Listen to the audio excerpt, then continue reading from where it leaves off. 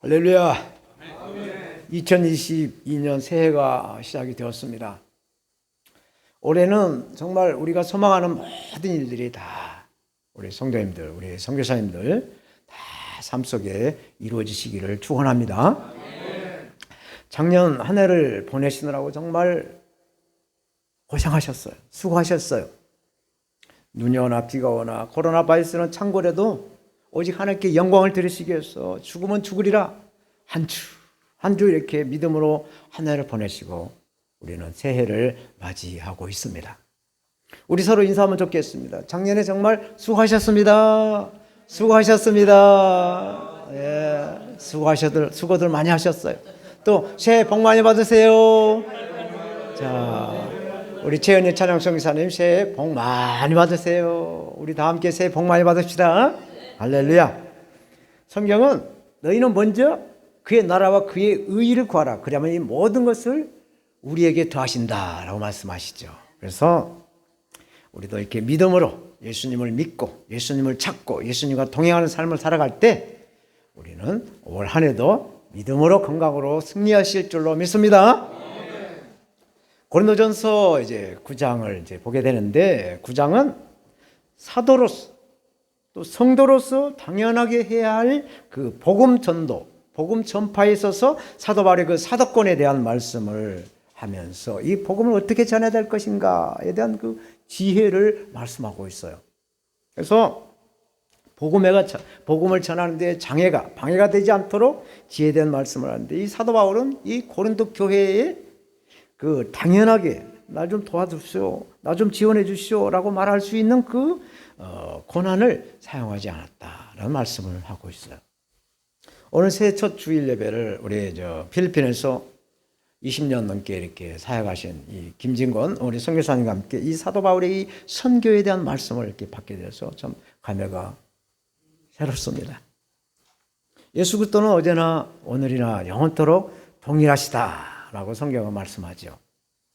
제가 선교를 위해서 또 여행을 좋아해서 이렇게 지구촌 여러 나라들을 다니면서 이렇게 여러 나라 사람들을 보게 되죠. 그런데 어떻게 이렇게 하나님의 형상을 지음받은 사람들이 겉모습은 다 달라요. 말도 다 달라요. 그런데 어떻게 똑같은 것을 보고 똑같이 느끼는 건지 그 참 놀랄 때가 한두 번이 아닙니다. 문화가 다르고 상황이 다르고 그 모습이 다 다른데 어떻게 이렇게 똑같이 느끼는 건가 정말 놀라죠. 언어가 다르고 피부색이 다르고 또 문화가 다른데도 어떻게 똑같이 공감을 하는가 놀라워요. 이것은 하나님이 천지를 창조하실 때 우주 만물을 창조하실 때 말씀으로 창조하셨죠. 빛이 있어라 하니까 빛이 생겼고 궁창에 물이 나눠져라 하니까 하늘과 땅과 바다로 이렇게 나눠지는 이게 말씀대로 모든 것이 창조가 되었어요. 이런 꽃들 이런 나무들도 다 말씀으로 창조를 하셨어요. 그런데 저와 여러분들의 사람은 말씀으로 창조하신 것이 아니라 하나님의 형상으로 우리 사람을 흙으로 빚어서 우리 코에다가 성령을 불어넣어 주셨어요. 그래서 성령으로 증거한 것이 우리가 똑같이 공감하고 모습은 다르고 언어가 달라도 똑같이 공감을 하고 있다라고 봅니다. 그러나 이 첫사람 아담으로부터 이렇게 죄가 들어와서 우리 인류는 하나님으로부터 심판을 2번을 받습니다. 어마어마한 심판을 받았죠.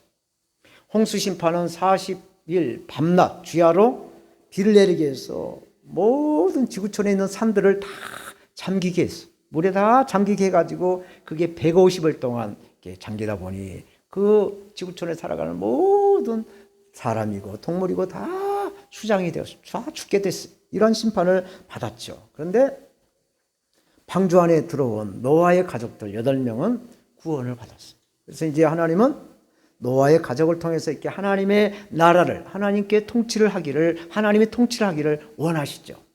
그런데 또 인류는 그 죄가 계속 들어와 있기 때문에 또 하나님을 도전하려고 그래서 바벨탑을 높게 쌓습니다. 이것을 본 하나님은 이게 사람들이 서로 이렇게 연합하구나 해서 서로 연합하지 못하도록 서로 이렇게 커뮤니케이션 할 수 있는 말을 흩어버려요. 말이 다 달리게 만들어버렸어요. 그래서 언어를 흩어버린 그 심판으로 오늘날 세계 모든 민족은 다른 말을 쓰고 있어요. 다른 말을 쓰고 있어요. 중국에 가보면은 이 한족들이 그 중국말을 쓰지만 소수민족은 또 소수민족들대로 또 다른 말을 쓰고 있더라고요. 이렇게 다른 말을 다 이렇게 민족별로 쓰고 있지만 하나님께서는 영어라고 하는 이 영어라고 하는 세계 공용어를 사용해서 예수 그리스도의 복음을 전할 수 있도록 이렇게 소통의 은혜를 주신 것을 보게 됩니다. 이것은 성경에서 말씀하는 구루터기 남문 자의 그 은혜다라고 저는 믿습니다. 세계 모든 사람들이 사용하는 언어는 종족마다 다르고 문화는 다르고 또 정서적으로 이렇게 다 이렇게 상황이 바뀌지만 우리가 느끼는 감정, 이 정서적인 느낀 감정은 통일하다는 것은 하나님이 통치를 하고 있다라는 증거인 것이죠.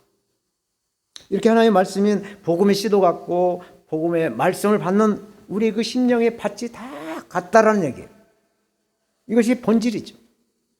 하나님의 말씀이나 우리의 마음의 심령이나 다 같은 것은 본질이에요. 그러나 비본질적인 이 상황은 달라서 문화도 각각이요, 언어도 각각이요, 다 이렇게 다르다는 얘기예요.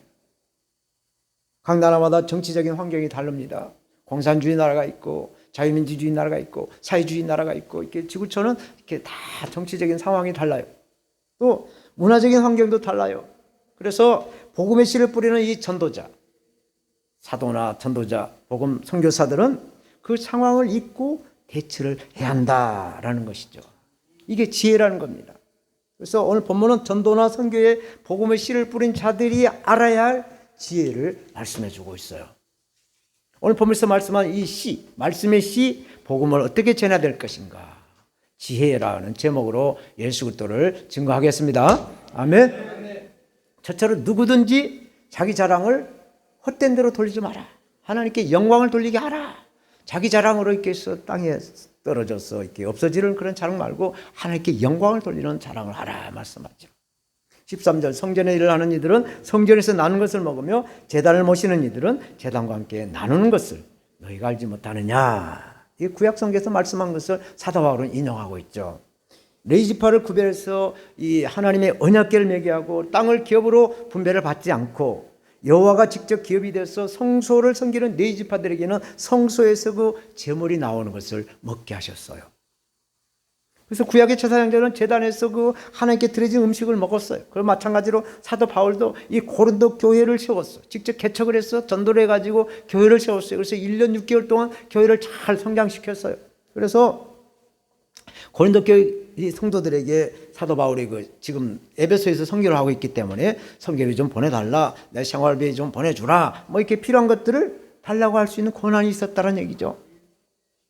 근데 사도 바울은 오늘 본문이 아닌 지난주에 말씀했던 12절에 복음의 방해, 복음의 장애가 될까봐 범사에 참았다라고 말씀을 하죠. 고린도 교회나 오늘날 모든 교회 그리스도인들은 그 믿음의 분량이 다 달라요. 여기 계신 여러분들도 다 믿음의 분량이 달라요. 다르지만 그래서 시험이 들지 모르기 때문에 자기 스스로 할 수 있는 것들은 자비량으로 이렇게 사도 바울은 선교를 했다라는 말씀을 하고 있죠. 14절에 이와 같이 주께서도 복음을 전한 자들은 복음으로 말미암아 살리라 말씀을 하고 있어요. 예수님이 제자들을 둘씩 이제 짝을 지어서 복음을 위해서 이렇게 파송을 하죠. 그 말씀을 사도 바울은 또 인용을 한 거예요. 누가복음 10장 7절에 그 집에 유하며 주는 것을 먹고 마셔라. 일꾼이 그 싹을 얻는 것은 마땅하다. 이 집에서 저 집으로도 옮기지도 말라 말씀을 하시죠. 당부를 합니다.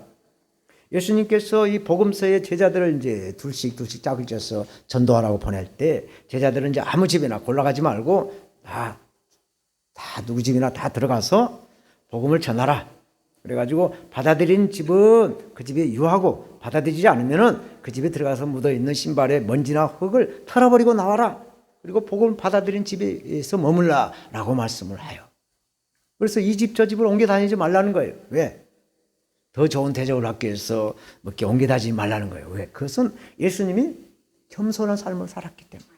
겸손한 삶을 살았기 때문에 그런 말씀을 하시는 거죠. 그래서 예수님을 따르는 제자들도 겸손한 삶을 살아야 된다라는 것을 본으로 보이고 있어요. 이렇게 예수님의 제자는 물질적인 풍요를 위함이 아니라 생존을 위함해야 된다. 그래서 돈을 추구하지 말고 믿음을 추구하라 말씀을 해주고 있습니다. 하나님은 살아계신 줄로 믿습니다. 네, 하나님 반드시 우리가 심은 대로 거두게 하시는 분이 하나님이세요. 우리가 시간을 심으면 우리에게 시간을 풍요롭게 쓸 수 있도록 우리에게 시간을 허락하시고, 또 감사를 심게 되면 감사의 제목이 우리에게 쌓여지게 하시는 분이 바로 하나님이세요. 그래서 우리가 물질로 하나님께 심게 되면 물질도 하나님 곱하기로 채워서 흔들어서 넘쳐가게 채워주실 줄로 믿습니다. 그런데 반대로 우리가 하나님께 짜증을 심고 우리의 그 불평을 심고 그러면 어떻게 되겠어요? 또 그것도 이렇게 갑절로 이렇게 채워서 우리에게 오게 되면 우리가 맨날 짜증이 더 나고 맨날 불평이 더 나게 되지 않겠습니까? 그래서 다람쥐가 쳇바퀴를 돌듯이 맨날 그 자리에서 맴돌다가 아까운 우리 인생을 소비해서 보낸다라는 얘기가 되겠죠. 제가 잠깐 제 얘기를 말씀드리는데, 저는 초신자 때 처음 예수님을 믿었을 때 정말 어려웠어요. 많이 힘들었습니다. 등 따시고 배부를 때 예수님을 알지 못하고 예수님을 믿는 사람들을 막 이런 걸 하고 다니다가 막상 내가 이제 완전히 이제 어려움을 당할 때 예수님을 믿고 이렇게 이제 신앙생활을 하게 됐는데, 저와 우리 가족을 위해서 기도하는 많은 사람들이 있었어요. 저에게 전도를 막 수도 없이 했어요. 거의 4년을 가까이 전도를 저한테 우리 가족을 통해서 이렇게 전도를 해왔는데, 그렇게 해서 이제 그 기도로 제가 교회 나가서 이제 예배를 이렇게 의자에 앉아서 하나님께 예배를 드리는데 제 모습이 너무나 초라했어요. 그렇게 초라할 수가 없었어요. 목사님의 그 설교도 알아듣지 못하고, 또 찬송가를 하는데 찬송가도 할 수도 없었고, 또 교회 사람들은 또 왜 이렇게 낯설어요? 생판 처음 본 사람들이니까 너무 낯설어요. 그래서 제 가슴 속에서 막 뭉클뭉클한 게 막 솟아오르는 거예요. 그래서 나중에 훗날 알았지만은, 나를 꽁꽁 감싸고 있었던 나의 아집, 나의 그 나대게 하는 것들을 풀어지게 하는 것을 느꼈어요. 나라고 하는 내 몸의 그 건축물이 하나님의 은혜로 이 견고했던 나의 고집들이 이제 스물스물 풀어지더라고요. 이 풀어지니까 하나님의 말씀이 귀에 들리게 오고, 또 찬송가도 이렇게 하시는데 막 성도들 하는데 따라서 하는데 한 곡 한 곡씩 알아가게 되고, 이렇게 해서 신앙생활을 이제 적응을 했죠. 제가 가장 먼저 찬송가 중에서 알게 된 것은 그 크신 하나님의 사랑. 옛날 찬송가 404장, 지금은 304장이지만 하나님의 그 사랑, 말로 다 형용할 수 없는 그 사랑을 이제 제가 받고 깨닫게 되고 느끼게 되니까 그 하나님의 사랑에 감동이 되어서 저는 철저하게 저의 시간을 하나님께 바쳤어요.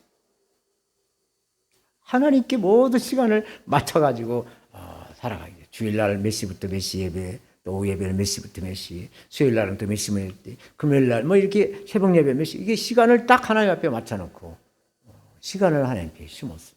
그리고 예배 때마다 감사를 심고, 또 10의 1의 헌금도 이렇게 주중에 또 살아가면서 새돈, 새집에 나온 걸 딱 모아놨다가 성경 속에 넣어놨다가 또 이렇게 월말 되면 또 10의 1 헌금도 이렇게 하게 되고, 이런 생활을 이렇게 쭉 하다 보니까 하나님께서 저에게 거룩한 부담을 주셔요. 기도 제목을 주시는데, 이 교회에서, 내가 섬기고 있는 우리 교회에서 가장 많은 10의 1조 헌금을 하게 해달라는 그런 기도 제목을 하게 하셨어요. 그래서 기도를 했더니 하나님이 응답을 해 주시더라고요. 하나님은 살아계신 분이시기 때문에 응답을 해 주셨어요. 올해도 우리는 하나님을 향해서 이렇게 첫 단추를 끼고 있습니다. 그래서 항상 하나님께 영광을 돌리고 하나님께 충성 돌리는 우리가 되어야 될 것이에요. 하나님은 항상 우리를 보세요. 우리가 잠을 자든 어디 가서 무엇을 먹든 무슨 행위를 하든 하나님 우리를 보고 계세요. 지금 이 셀라 선교교회 여러분 오셔가지고 예배를 드리고 있는 모습도 하나님이 보고 계신다는 사실이죠. 사람들이 만든 CCTV로 다 이렇게 보고 있듯이 하나님은 완전히 우리 생각까지 아시는 그 CCTV를 보고 우리를 보고 계신다는 사실이죠. 그래서 우리를 하나님이 창조하셨지만 우리 속에 죄가 있다는 것, 또 죄와 친하다는 것도 아세요. 그래서 하나님은 때를 따라서 성령의 지팡이로 또 성령의 막대기로 우리를 지키시고 보호해주세요. 코로나 바이러스가 이제 뭐 오미크론이라고 또 변이가 돼가지고 뭐 그냥 많은 사람들이 염려하고 불안하고 있지만, 예수 믿는 사람들, 예수를 믿고 하나님 앞에 영광을 돌리겠다고 힘쓰고 애쓰는 사람들에게는 이런 코로나 바이러스도 우리 앞에서 다 이렇게 홍해가 갈라지듯이 다 이렇게 사라지게 하는 그런 은혜로 우리를 지켜주시고 있는 줄로 믿습니다. 이게 믿음이에요. 그래서 올해도 예수 그리스도의 복음으로 하나님 앞에 영광 돌리고 예배로 찬양으로 항상 예수님을 믿고 의지하는 그런 삶을 살아야 될 줄 믿습니다. 16절 말씀, 내가 복음을 전할지라도 자랑할 것이 없으면 내가 부득불할 일임이라. 만일 복음을 전하지 아니하면 내게 화가 있을 것이다 말씀을 하죠.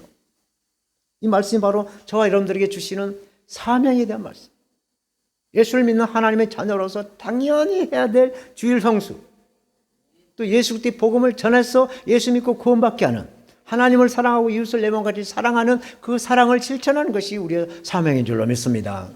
그래서 다니시면서 아시는 분들, 친구들, 지인들, 또 이렇게 이웃들을 이렇게 해서 예수를 모르고 세상적으로 살아가는 사람들에게 어떻게 해서라도 하여튼간에 교회를 가자, 예수를 믿자, 어디 가니까 밥도 주고, 어디를 가니까 뭐 또 투사비도 주더라, 뭐 이렇게 해서라도 이렇게 해서 예수를 믿게 하는 것이 우리의 일인 줄 믿습니다. 오늘 이 말씀을 통해서 우리 김진권 선교사님은 20년 전에 순종을 했어요. 그래서 필리핀으로 갔어요. 뒤도 안 돌아보고 가라, 내가 너와 함께 하리라는 말씀 붙잡고 가셨어요. 제가 얘기를 들어보니 서울에서 개척을 해가지고 사모님과 잘 교회를 성장을 잘 시켰다고 그래요. 그런데 하나님이 가라 해서 그냥 정리해가지고 필리핀을 갔다 가시잖아요. 그래서 우리 선교사님 사역을 이렇게 잘 하시는데, 우리 선교사님은 말씀도 잘 증거하고 또 음악에도 소질이 아주 탁월해요. 그래서 제가 선교관에 한 5년 전에 와서 잠깐 한 2주 정도, 3주인가 머물러 있었을 때 아침마다 새벽 기도할 때 직접 피아노 앉아가서 피아노를 치면서 하나님과 깊은 음악으로 영적으로 이렇게 교류하는 모습을 제가 보게 됐죠. 음악을 직접 작곡을 해요. 곡을 작곡을 하신 분이. 그렇게 해서 이렇게 다윗처럼 하나님과 그 영성으로 교제하는 걸 제가 봤어요. 저는 이렇게 생긴 것처럼 음악에 소질이 없어요. 그래서 음악을 이렇게 모르니까, 이 콩나물 떼가리고 잘 모르니까, 제가 처음 교회를 이제 다니게 되고 예수를 영접해서 이 성도들이 성가대로 막 나를 인도했어요. 그래서 꾸준하게 평신도 사역자가 되기 전까지 교회 성가대로 섬겼죠.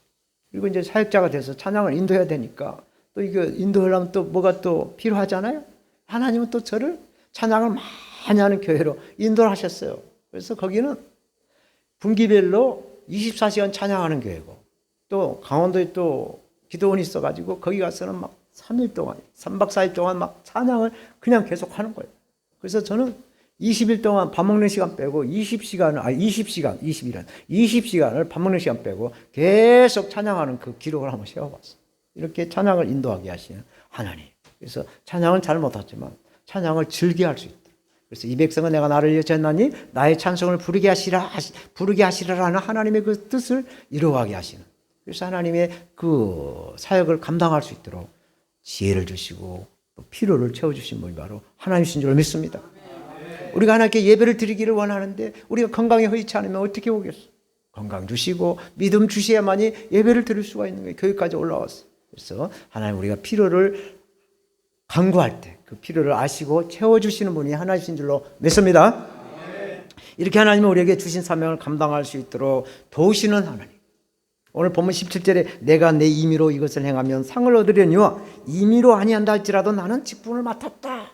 직분을 맡았으니 어쩔 수 없이 나는 당연히 해야 된다 라는 고백을 하고 있어요. 사도 바울은 자기 그 자유로 복음 전도자가 된 게 아니에요. 예수 믿는 사람들은 핍박하고 감옥에 갇히고 막 죽이기까지 한 사람이었어요. 그러나 하나님의 절대적인 은혜로 이방인 사도로 직분을 맡긴 자가 되었어요. 그래서 맡은 자가 구할 것은 충성이라고 고린도전서 4장 2절이 말씀하죠. 여기서 이 충성이란 말은 우리가 문자적으로 해석할 때 우리가 최선을 다해서 일을 하는 것이죠. 군대에서 충성이라는 용어는 굉장히 중요하죠. 하나님 앞에 절대 복종, 상관에게 절대 복종, 이게 충성의 용어예요.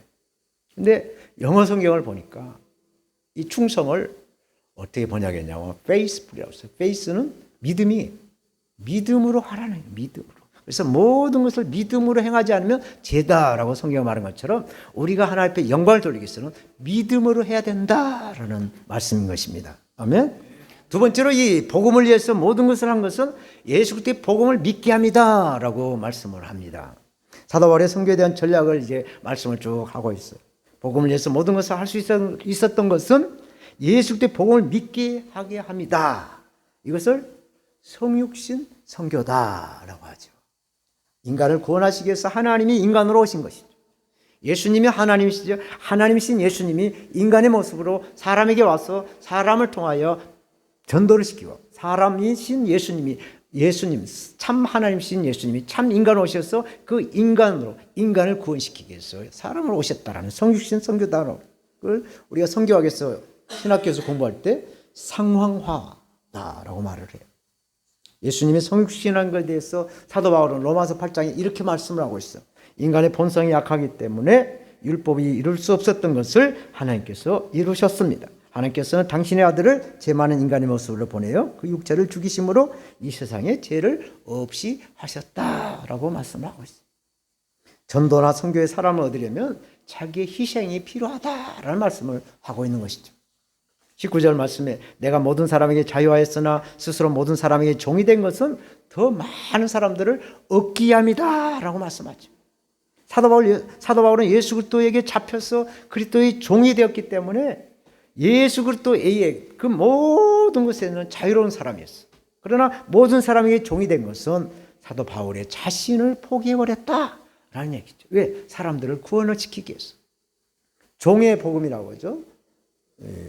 사복음서를 왕의 복음, 마태복음, 종의 복음, 마가복음, 또 사람의 복음, 누가복음, 그리고 신의 복음, 요한복음 이렇게 말하는데 이 종의 복음이란 말은 마가복음 10장 43절 44절에 너희 중에 크고자 하는 자는 너희를 섬기는 자가 되고 너희 중에 으뜸이 되고자 하는 자에게는 모든 사람이 종이 되어야 한다라는 말씀을 하고 있어요.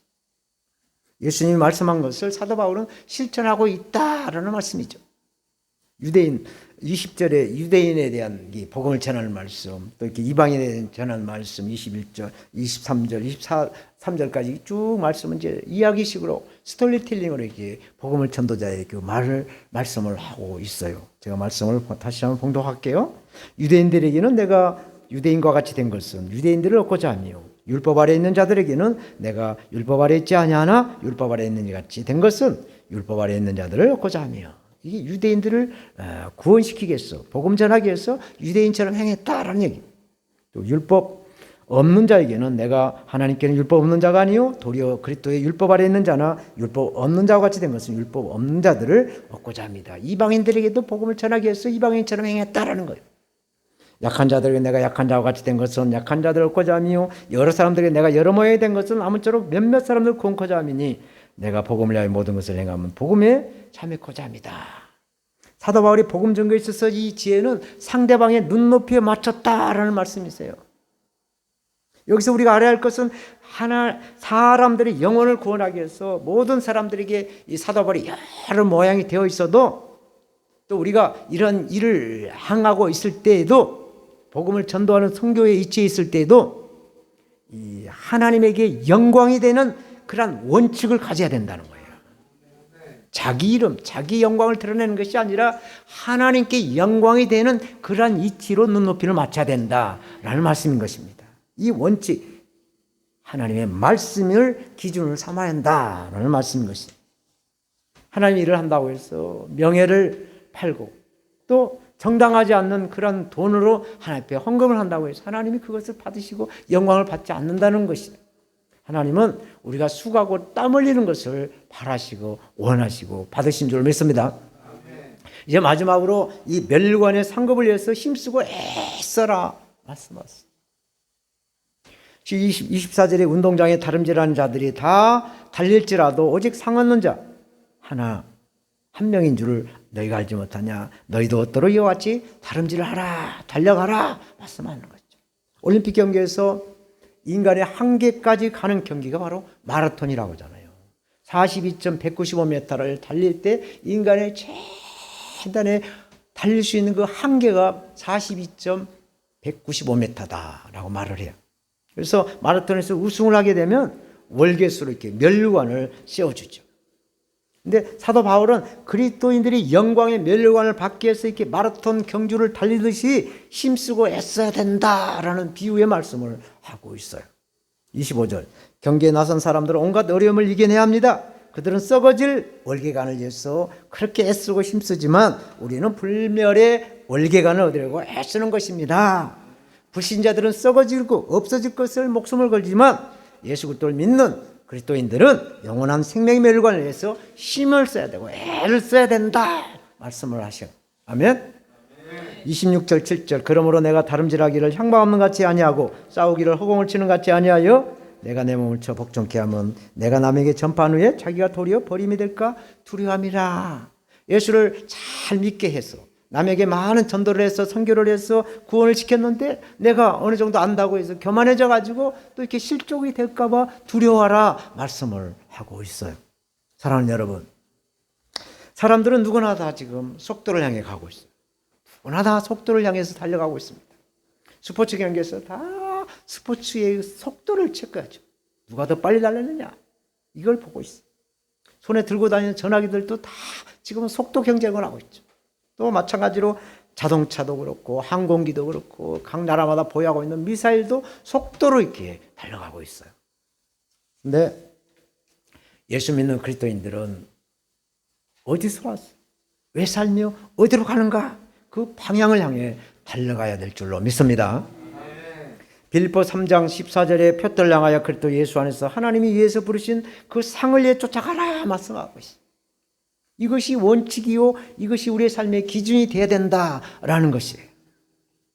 자기의 명예인가 아니면 하나님께 영광이 되는 것인가 이것을 구별해야 된다라는 이야기입니다. 왜? 우리가 우리의 일을 내다가 헛된 일이 될까 봐 그런 거예요. 헛일을 하게 되면 소용이 없잖아요. 헛일을 할 때가 많이 있더라고요. 저도 이 나이에 살 때까지 헛일한 거 많이 있었어요. 헛일하지 말라는 얘기. 지금까지 맡은 자가 구할 것은 충성이라고 말씀하셔. 우리가 충성한다고 시간 드리고 또 이렇게 물질 드리고 감사를 드리고 주님을 섬긴다고 충성을 다 했는데 주님께서 난 너 몰라, 난 너 잘 몰라, 네가 누집 아들이냐, 네가 어디서 신앙생활했냐, 난 너 잘 몰라 라고 버림을 받을까 조심하라는 거예요.